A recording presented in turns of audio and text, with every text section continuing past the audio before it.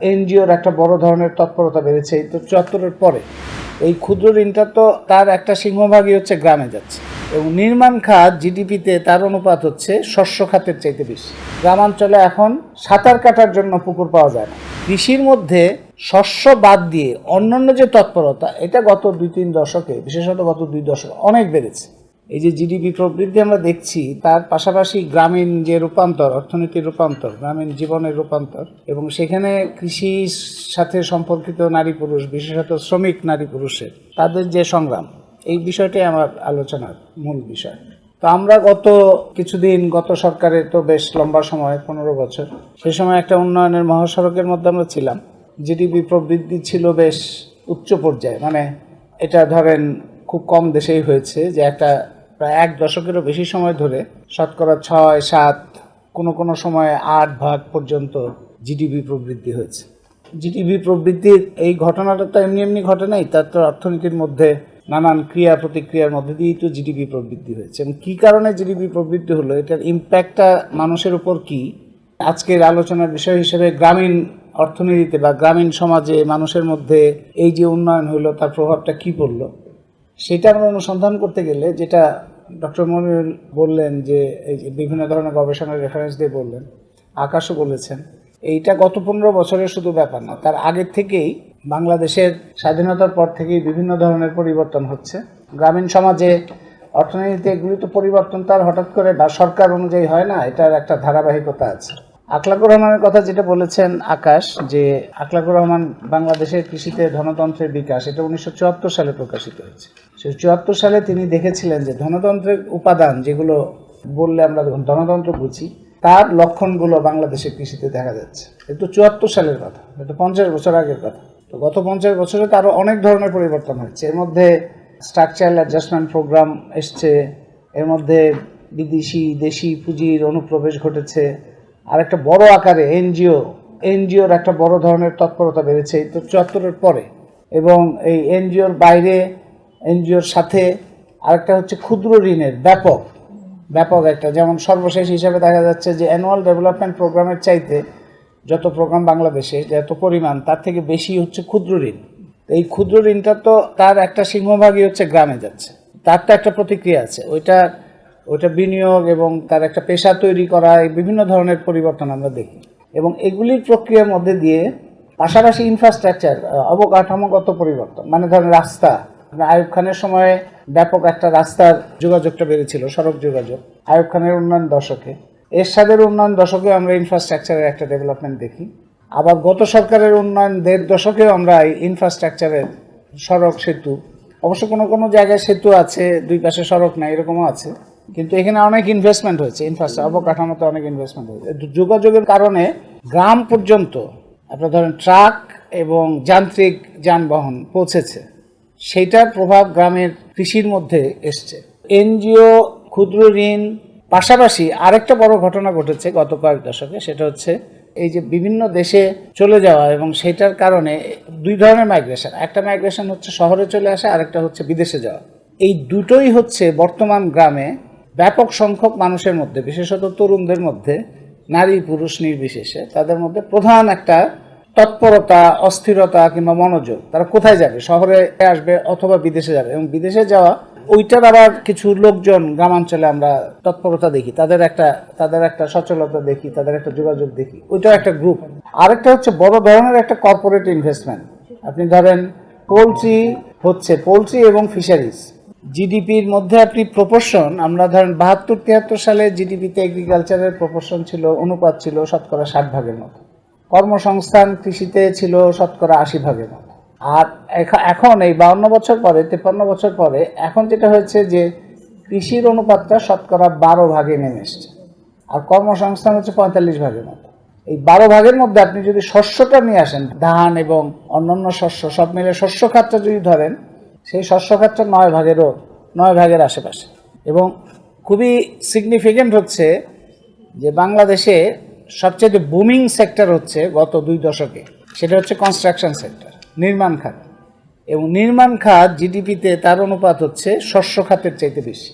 মানে আপনি একটা শস্য খাত থেকে জিডিপিতে যে অনুপাতে আসছে, তার থেকে বেশি আসছে কনস্ট্রাকশন থেকে, নির্মাণ খাত থেকে। এটা আমাদের জন্য আনন্দের না নিরানন্দের, কি বলে, সম্ভাবনা না বিপদের, সেটা একটা খুবই গুরুত্বপূর্ণ আলোচনার বিষয়। কিন্তু গ্রামীণ অর্থনীতিতে তার একটা প্রভাব আছে। গ্রামীণ অর্থনীতিতে এই যে ঘটনাগুলো ঘটছে কর্পোরেট গ্রুপের মধ্যে, যেমন ধরেন বীজ, তারপরে হচ্ছে পোলট্রি ফিড কিংবা মাছের, এই যে মৎস্য এবং পোলট্রি, হাঁস মুরগি, এইটার যে খামার, মুরগি খামার এবং মৎস্য খামার, এই দুটো হচ্ছে গ্রামাঞ্চলে এই কৃষি মানে শস্য আবাদের পাশাপাশি খুব গুরুত্বপূর্ণ দুইটা জায়গা। এখানে সরাসরি পুঁজি বিনিয়োগ করছে। পুঁজি বিনিয়োগের প্রবণতাটা এত বেশি যে গ্রামাঞ্চলে এখন সাঁতার কাটার জন্য পুকুর পাওয়া যায় না। মানে এখনকার ছেলেমেয়েরা, বাচ্চা ছেলেমেয়েরা এখন আর তারা সাঁতার যায় না, কারণ তাদের জন্য কোনো পুকুর অবশিষ্ট নাই। কারণ ওইটা খুবই প্রফিটেবল একটা বিজনেস তাদের জন্য শস্য উৎপাদনের চাইতে। আগের আলোচনাতেও আমরা শুনলাম শস্য উৎপাদনটা অনেক রকম ঝুঁকির মধ্যে আছে, ন্যায্য দাম পাওয়া যাচ্ছে না, পরিবহনের সমস্যা, কিন্তু তারা সেই লোকেরা আবার ইনভেস্ট করছে এখান থেকে বাঁচার জন্য, কিংবা ওইটাকে পরিপূরক হিসেবে মৎস্য এবং এই যে পোলট্রি, এই দুইটার মধ্যে বিনিয়োগ হচ্ছে অনেক বেশি, এবং এটা তুলনামূলকভাবে ইয়াঙ্গার জেনারেশন। আরেকটা হচ্ছে ফল। আপনি ধরেন বিভিন্ন ধরনের ড্রাগন ধরেন, কিংবা অন্যান্য যে সমস্ত একটু হাইব্রিড ধরনের ফল যেগুলি অনেক উৎপাদন হয় এবং কোনো কোনো ক্ষেত্রে রপ্তানিও হয়, শহরে তো আসেই, রপ্তানি হয়, এই সমস্ত জায়গাগুলোতে মানে কৃষির মধ্যে শস্য বাদ দিয়ে অন্যান্য যে তৎপরতা, এটা গত 2-3 দশকে, বিশেষত গত 2 দশকে অনেক বেড়েছে। ফল বলেন, মৎস্য বলেন, আর হাঁস মুরগি বলেন, এবং অন্যান্য যে সমস্ত, এবং এর পাশাপাশি বড় কর্পোরেট গ্রুপ। আপনি ধরেন ডিমটা কন্ট্রোল করে কয়েকটা কোম্পানি, ফিডও কন্ট্রোল করে কয়েকটা কোম্পানি, তারপরে মাছের যে সমস্ত ফিড, এগুলি আপনি ধরেন আপনি গ্রামাঞ্চলে, গ্রামের হাটে আমরা গেলে দেখি যে গ্রামের হাটে এগুলির দোকান একটা বিরাট তৎপরতা, মানে এই সমস্ত দোকান যে মাছের খাওয়া, মুরগির খাওয়া, এবং সেগুলি আসছে কিন্তু বড় কয়েকটা কর্পোরেট গ্রুপের হাত থেকে। এবং এখন এই যে বিভিন্ন ধরনের দাম নিয়ে, যে আমাদের জিনিসপত্রের দাম নিয়ে যে একটা অস্থির অবস্থা যাচ্ছে, সেটা অনুসন্ধান করলে যে কয়েকটা কোম্পানির ওইখানে একটা দাপটটা বোঝা যাবে যে কয়েকটা কোম্পানি কন্ট্রোল করছে সব কিছু। এবং এর পাশাপাশি আপনি কিছু কিছু সাইনবোর্ড দেখা যায় যারা এই যে জিএমও কিংবা এই ধরনের বীজ নিয়ে বসে আছে, এবং তারা ওইটা মার্কেটিং করছে বিভিন্নভাবে। এগুলি দেখলে এইটা আমরা কোনোভাবেই বলতে পারি না, যেটা আকাশ বলেছেন বা ডক্টর মনিরুলও বললেন, যে পুঁজিবাদের বিকাশের, আপনি ধরেন বাংলাদেশে ঠিক একই রকম হয়তো পুঁজিবাদের বিকাশ তো হবে না অন্য দেশের মতো, ইউরোপের মতো, কিন্তু বাংলাদেশে এই পেরিফেরাল অবস্থার মধ্যে, প্রান্তস্থ একটা দেশে, এইটাই আমি মনে করি যে এটি হলে পুঁজিবাদের বিকাশের ধরন, যেখানে কৃষি বা ভূমি সংস্কার হয় নাই, কিন্তু সেখানে পুঁজিবাদের বিকাশ হয়েছে, একটা কাজ করেছে এনজিও, একটা কাজ করেছে সেখানে একটা মার্কেটের সাথে, তাদের একটা বক্তব্যই ছিল যে আমরা গরিবদের মার্কেটের সাথে লিঙ্ক করি, এটি হলো আমাদের কাজ, সেটা একটা হয়েছে। এবং পরে অন্যান্য ক্ষেত্রে অকৃষি বিভিন্ন তৎপরতা, মানে অশস্য বিভিন্ন তৎপরতায় বিপুল পরিমাণ ইনভেস্টমেন্ট, সেটার মধ্যে দিয়ে একটা পুরো মুনাফার জন্য উৎপাদন, মুনাফার জন্য তৎপরতা এবং পুঁজি বিনিয়োগ। এবং যেটা ডক্টর মনিরুল বললেন, এটা খুবই ঠিক, যে কন্ট্রাক্ট লেবার মানে কন্ট্রাক্টর, তারা ওয়ার্কাররা একটা অঞ্চল থেকে, যেমন হাওর অঞ্চলে আপনারা তো খেয়াল করেছেন যে হাওর অঞ্চলে যখন ধান কাটার সময় হয় খুবই তাড়াহুড়া থাকে, খুব তাড়াতাড়ি কাটতে হবে, কারণ খুব সময় কম থাকে, এবং তখন বিভিন্ন অঞ্চল থেকে, উত্তরবঙ্গ থেকে কিছু গ্রুপ থাকে, এটা তো তারা নিজেরা কোথায় যোগাযোগ করবে, তাদের তো যোগাযোগ করার জায়গা নেই। দেখা যায় যে এক ধরনের কন্ট্রাক্টর তৈরি হয়েছে, তারা এই যোগাযোগগুলি করে যে এই কোন অঞ্চলে লাগবে, সুনামগঞ্জ কিংবা সিলেট এবং অন্যান্য জায়গায়, যে সমস্ত জায়গা, নেত্রকোনা, কোন অঞ্চলের মধ্যে শ্রমিক কীরকম লাগবে, সেটার যোগাযোগটা করে সে আবার উত্তরবঙ্গ থেকে নিয়ে আসছে, এই যে কন্ট্রাক্ট লেবার নিয়ে আসছে, সে একটা পার্ট টাইম, সে তার মধ্যে একটা কমিশন নিচ্ছে।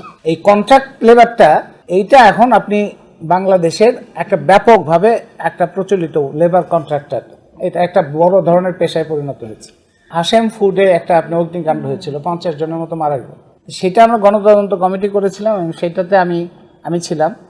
তো সেখানে আমরা গিয়ে দেখলাম যে ওইখানে যারা শ্রমিক মারা গেল তাদের মধ্যে বেশ কয়েকজন শ্রমিক আছে, মেয়েরাও আছে ওইখানে, তাদের বয়স 15-16 এরকম, মানে তারা শিশু শ্রমিক। এটা স্কুলে পড়তো, ধরেন কেউ পটুয়াখালী, কেউ বরিশাল, কেউ গাইবান্ধা, এরকম স্কুলে পড়তো তারা, কেউ পড়তো 5, 6, 7 এরকম স্কুলে পড়তো। স্কুলে পড়া অবস্থায় তখন কোভিডের সময় স্কুল বন্ধ, বাবার ইনকাম নাই, মার ইনকাম নাই, তখন কন্ট্রাক্টররা গিয়ে বলছে যে ওরা তো কৃষি শ্রমিকের পরিবারের সন্তান, কিন্তু আপনার কৃষি শ্রমিকরাও চেষ্টা করে, প্রাণপণে চেষ্টা করে তাদের সন্তানদের লেখাপড়া করাতে, কারণ লেখাপড়া করে সে যেন এইখান থেকে বের হইতে পারে, চেষ্টা করে, এবং তার জন্য সে দরকার পড়লে শহরে আসে, দরকার পড়লে বিদেশে যায়, জীবনের ঝুঁকি নেয়, সমস্ত কিছু নেয়। তো সেইভাবেই ছেলেমেয়েরা পড়াশোনা করছিল, কিন্তু স্কুল বন্ধ, বাবা মার আয় বন্ধ। তখন কন্ট্রাক্টর এসে বলছে যে ওইখানে কাজ আছে, তুমি চলো। তখন ওই স্কুলের ছেলেমেয়েরাই ওই কন্ট্রাক্টরের সাথে হাসিম ফুটে আসছে, যেখানে কোনো সিকিউরিটি সিস্টেম নাই, কোনো প্রোটেকশন নাই। আমরা জানি যে লেবার ইন্সপেক্টররা, শ্রম পরিদর্শক, এগুলো কিছুই না, কোনো কাজ করে না। ওই কোনো সিস্টেম ছিল না, তার ফলে আগুন ধরলো এবং ওই বাচ্চা ছেলেমেয়েরা মারা গেল। তো এটা কিন্তু একটা প্রক্রিয়া, নিয়মিত ঘটনা, যে গ্রামের থেকে এরকম কন্ট্রাক্টররা যাচ্ছে এবং যারা একটু দুর্বল অবস্থায় আছে তাদেরকে নিয়ে আসছে। আগে ওই যে যখন ইস্ট ইন্ডিয়া কোম্পানি বিভিন্ন গ্রামে গ্রামে ঘুরে সেপাই সংগ্রহ করত কিংবা তাদের জন্য লোক সংগ্রহ করতো, এখনও ওইটার ধারাবাহিকতা এখনকার আমাদের কন্ট্রাক্টররা এইভাবে সংগ্রহ করে। এবং তারা যে নিয়ে আসে তারা তো একটা বড় ধরনের মার্জিন পায়। তো এটা হলো তাদের একটা ইনভেস্টমেন্ট, এবং এইটার একটা সম্পর্ক তারা তৈরি করছে।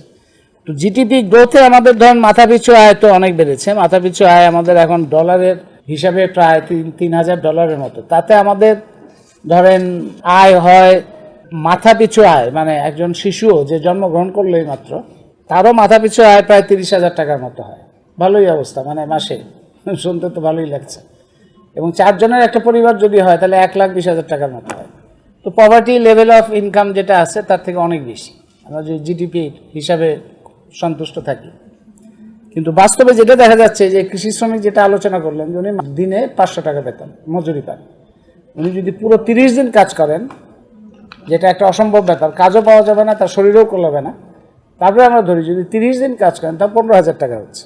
এবং সারা বছরের একটা বড় অংশ কাজ থাকে না। সেই হিসাবে এভারেজ যদি করি আমরা 10-12 হাজার টাকার বেশি হবে না মাসে। কিন্তু আমরা এই যে দারিদ্র সীমার আয়ের যে হিসাব আছে, কী কী আইটেম ধরলে দারিদ্র সীমার আয় হয়, সেটার বাজার দর যদি এখনকার বাজার দরে আমরা হিসাব করি তাহলে সেটা প্রায় $25,000 মতো হয়। তাহলে কৃষি শ্রমিকদের যে এখনকার যে আয়, সেই আয় ধরলে তো তারা দারিদ্র সীমার নিচে সবাই। এখন দারিদ্র সীমার নিচে কমছে, এটা আমরা হিসাব টিসাব দেখি, এই হিসাবের আমি কোনো বাস্তবতার সাথে কোনো সম্পর্ক খুঁজে পাই না যেভাবে তারা হিসাব করে। কিংবা শহরে গার্মেন্টস শ্রমিকরা ধরেন এখনকার যে মজুরি, এটা যদি বাস্তবায়ন হয় নাই, $12,500, $12,500 ওভারটাইম মিলে যদি $15,000 হয়, তার মানে তার যদি 2 জন কাজ করে তাইলে সে দারিদ্র সীমায় যাচ্ছে। 2 জন তো কাজ করার কথা না, একজনের কাজের উপরেই তো একটা পরিবার চলার কথা। এইরকম একটা পরিস্থিতির মধ্যে আমরা আছি, যেখানে কৃষি শ্রমিকরা এই যে সার্ভাইভ করবে কিভাবে। তাহলে এখন পুরুষরা চলে যাচ্ছে, হয়তো শহরে আসছে, তারপরে বিদেশে চলে যাচ্ছে, প্রবাসে আমরা জানি, প্রবাসী শ্রমিকদের অবস্থা আমরা জানি। প্রবাসী লাউঞ্জ হইল গতকাল, প্রফেসর ইউনূস লাউঞ্জ উদ্বোধন করলেন। প্রবাসী শ্রমিকদের যে নিরাপত্তাহীনতা, এটা ভয়ঙ্কর, এটার জন্য আরও অনেক কাজ করতে হবে। সেখানে প্রায় 3,000-এর মতো লাশ আসে বছরে, যার মধ্যে একটা বড় অংশ হচ্ছে অকাল মৃত্যু। এই প্রবাসী শ্রমিকরা তো এই যে গ্রামের এই যে ক্রাইসিস কিংবা তার আয়ের সমস্যা, এটা থেকে বাঁচার জন্য যাচ্ছে, ভূমধ্য সাগর হয়ে ঝুঁকি নিয়ে যাচ্ছে। এবং সেইখানে বাংলাদেশের অনেক মানুষ আছে যারা ভূমধ্য সাগরে ডুবে মারা যায়। এই প্রবাসী শ্রমিকরা তো গ্রামের, এবং যারা সফল হয় তারা রেমিটেন্স পাঠায়। সেই রেমিটেন্সের একটা বড় প্রভাব গ্রামীণ অর্থনীতির মধ্যে আছে। সেইটার কারণে কনজিউমার আইটেমসের একটা বাড়ে, অনেক ধরনের যে মোবাইল এগুলোর, এবং মোবাইল ইন্টারনেটের একটা টেকনোলজি, এটার একটা বড় প্রভাব গ্রামীণ অর্থনীতিতে এখন আছে। ওইটার সাথে সম্পর্কিত বেশ কিছু পেশা তৈরি হয়েছে গ্রামে।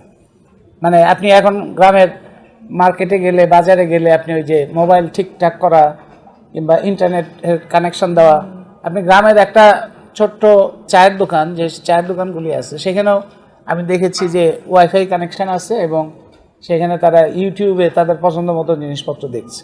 এই যে কানেকশন, ওর মধ্যে আবার কিছু পেশাও তৈরি হয়েছে ওটার সাথে সাথে। এবং আন্তর্জাতিক যে যোগাযোগ, প্রবাসী শ্রমিকদের সাথে যোগাযোগ, ওই রেমিটেন্স, সেটার একটা প্রভাব গ্রামীণ অর্থনীতিতে বড় ধরনের প্রভাব আছে। কিন্তু আপনি দেখেন এত কিছু, এটা পুরোটাই হচ্ছে একটা ক্যাপিটালিস্ট ডেভেলপমেন্টের ধরন, একটা উদাহরণ। কিন্তু সংখ্যাগরিষ্ঠ গ্রামীণ শ্রমজীবী মানুষ, তাদের আয় এবং তাদের নিরাপত্তা, সেই জায়গাটা কিন্তু দারুণ রকম একটা বিপজ্জনক এবং ঝুঁকিপূর্ণ জায়গায় আছে। মানে আয়টা দারিদ্র্য সীমার নিচে, এবং তাদের যে জীবনযাপন, সেই জীবনযাপনের মধ্যে কোনো নিশ্চয়তা, নিরাপত্তা, তাদের সন্তানদেরও নিরাপত্তা নিশ্চয়তা নাই। এবং পরিবেশের যে দশা হয়েছে, আপনি ধরেন বহু গ্রামে এখন যেহেতু পাকা বাড়ির চাহিদা বেড়েছে, ইটের চাহিদা বেড়েছে, সেই জন্য বহু গ্রামে এখন ইটের ভাটা। এবং ইটের ভাটা, একজন কৃষক আমি দেখলাম, উনি বেশ খুশি যে ওনার সামনে মেয়ের বিয়ে আছে, মেয়ের বিয়ের জন্য খুব দরকার ছিল যে ঘরটা পাকা করা, ঘরটা পাকা করলে মেয়ের বিয়ের জন্য সুবিধা হয়। ঘরটা পাকা হয়েছে, তো কীভাবে পাকা করলেন, টাকা পয়সা, বললো যে আমি কয়েক বিঘা জমি আমাকে উনি দেখাচ্ছেন যে এই যে দূরে দেখেন ইটের ভাটা, ওইটা আমার জমি, আমি এটা লিজ দিলাম। তো লিজ দিলেন, তারপরে কত টাকা লিজ, সে উনি খুব খুশি। উনি লিজ দিলেন যে 1 বিঘা 75,000 টাকা লিজ দিয়েছেন, যেটা ওই ফসল থেকে আসতো না। ফসলের যে দামের যে দশা, কৃষকরা ফসলের দাম পাবে না, আবার আমরাও বেশি দামে কিনবো শহরে। এই মাঝখানে কি ঘটনা ঘটে সেটার কোনো পরিবর্তন এখন পর্যন্ত হয় নাই, কিন্তু এটা বহু বছর ধরে চলছে যে মাঝখানে বেশ কিছু ঘটনা ঘটে যার ফলে দামটা বেশি থাকে কিন্তু কৃষকরা পায় না। তো সেই কৃষক তখন ওই ইজারা দিচ্ছে জমি ইটভাটার কাছে। ইটভাটার কাছে দেওয়ার ফলে যেটা হইলো, উনি নগদ টাকা পেলেন এবং উনিও কিছু ইট দিয়ে তার বাড়িটা তৈরি হইলো। ওই এলাকায়, ওই পুরো গ্রামের মধ্যে যে ইম্প্যাক্টটা হইলো, আপনি ধরেন ওই জমিটাও বহুদিনের জন্য অচল হয়ে গেল। আশেপাশের যে জমি, মানে ওনার তো প্রাইভেট লস শুধুমাত্র হবে না, ওটা তো সোশ্যাল এবং এনভায়রনমেন্টাল একটা বড় কস্ট আছে। আশেপাশের জমি, আশেপাশের পানি, মাছ, এবং আমি দূরের যে নারিকেল গাছ কিংবা ফলের গাছ, সেটা তো এফেক্ট হচ্ছে। এইটার কারণে পরিবেশটা, তাছাড়া তো আপনার কীটনাশকের ব্যবহার বেড়েছে অনেক বেশি, ফার্টিলাইজার, কেমিক্যাল ফার্টিলাইজার, সেগুলোর ব্যবহার বেড়েছে বেশি, এর মধ্যে আবার জিএমও আসছে। সব কিছু মিলিয়ে গ্রামীণ জীবন বলতে যা বুঝি আমরা, যে ওইখানে অন্তত একটা সুস্থভাবে বাতাসটা ভালো, পানিটা ভালো, মানুষ বেঁচে থাকতে পারে, এইটার অবস্থাটা এখন আর গ্রামে নাই। তার ফলে এটা প্রধান ভিকটিম হচ্ছে গ্রামীণ গরিব মানুষেরা, কারণ তাদেরকে তো এক্সপোজ থাকে তারা বেশি। তারা অসুস্থ হইলে তাদের তো চিকিৎসা নেওয়ার উপায় নেই, এবং সেই কারণে ঢাকায় আমরা দেখতে পাচ্ছি যে একটা ক্যান্সার হসপিটালে একটা সার্ভে হয়েছিল, সেখানে দেখা যাচ্ছে প্রায় 50% হচ্ছে কৃষক। এবং কৃষকদের মধ্যে কারা আসবে, যারা মাঠে কাজ করে সরাসরি।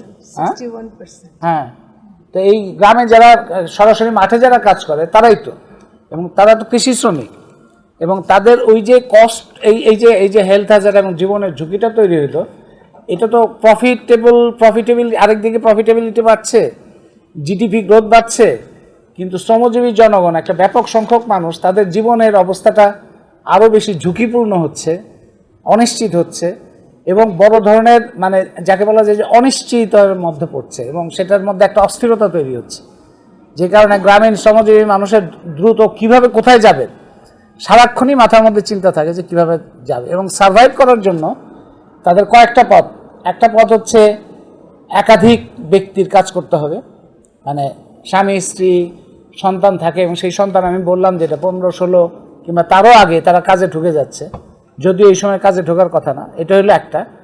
আরেকটা মানে কয়েকজন মিলে কাজ করে তাদের সার্ভাইভ করতে হয়। আরেকটা হচ্ছে তাদের হয় শহরে যাবে একজন না একজন, ফ্যামিলি ভেঙে যায়, তারা মনে করে যে আমরা যদি কপালে যদি থাকে, যদি আল্লাহ তাআলা দেয়, তাহলে আমি বিদেশে যেতে পারলাম। এখন সেই বিদেশে যে ওইটা ধরেন সাকসেস রেটটা, যে বিদেশ থেকে ঠিকমতো বসবে, ঠিকমতো সে টাকা পয়সা পাবে, সুস্থ থাকবে, বেঁচে থাকবে এবং টাকা পাঠাবে, এটা যাদের ক্ষেত্রে হয়, সেই ফ্যামিলির মধ্যে দেখা যায় যে ঘরবাড়ির পরিবর্তন হচ্ছে, কনজিউমার আইটেমের পরিবর্তন হচ্ছে। কিন্তু একটা অংশ যখন জালিয়াতির শিকার হয়ে ফেরত আসে, তার জমি বেচা হয়ে গেছে, তার ঋণ হয়ে গেছে, এবং সে নিঃস্ব অবস্থায় ফেরত আসছে কিংবা মারা গেছে, ওই পরিবারগুলো একেবারে শেষ হয়ে যায়, এবং তাদেরও লাস্ট আইটেম ওই যে আবার হয়তো তাদের যারা বেঁচে থাকে তাদের হয়তো শহরে আসতে হয় কিংবা ইটভাটায় কাজ করতে হয়, এই ধরনের কাজ করতে হয়।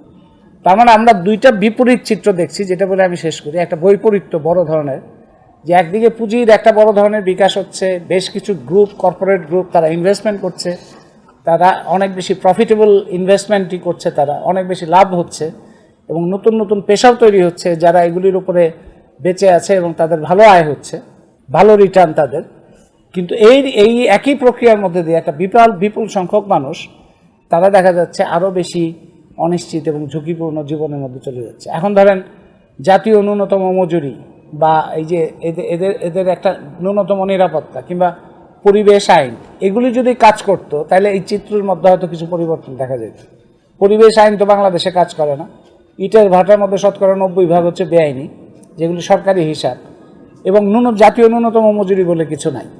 তার ফলে কোনো জায়গাতেই সংখ্যাগরিষ্ঠ মানুষের যে নিরাপত্তা, ন্যূনতম নিরাপত্তা, স্বাধীনতার এত বছর পরে ন্যূনতম নিরাপত্তা, এবং সামনের দিনে তারা একটা যে নিশ্চয়তা দেখবে, এই অবস্থাটা নাই। সেইখানেই সংগঠনের গুরুত্ব, বা রাষ্ট্রীয় পর্যায়ে কিছু নীতিমালা প্রণয়ন এবং সেগুলোর বাস্তবায়নের গুরুত্ব, এবং সেইখানে নারী শ্রমিক এবং অন্যান্য যে শিশু শ্রমিক এবং অন্যান্য যে পরিবর্তনগুলো হচ্ছে সেগুলো নিয়ে অব্যাহতভাবে একটা গবেষণা এবং অনুসন্ধানের মধ্যে থাকা, সেটারও গুরুত্ব। এই গুরুত্বগুলো এখন এগুলি হচ্ছে একদিকে গবেষণা প্রতিষ্ঠান, একদিকে সরকার এবং অন্যদিকে কৃষি শ্রমিক সংগঠন গড়ে তোলার জন্য যে যারা কাজ করছেন তাদের দায়িত্ব।